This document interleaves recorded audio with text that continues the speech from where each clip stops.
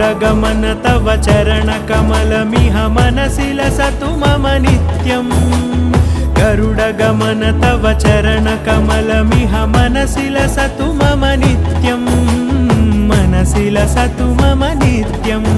मम तापमपाकुरु देवा मम पापमपाकुरु देवा मम तापमपाकुरु देवा मम पापमपाकुरु देवा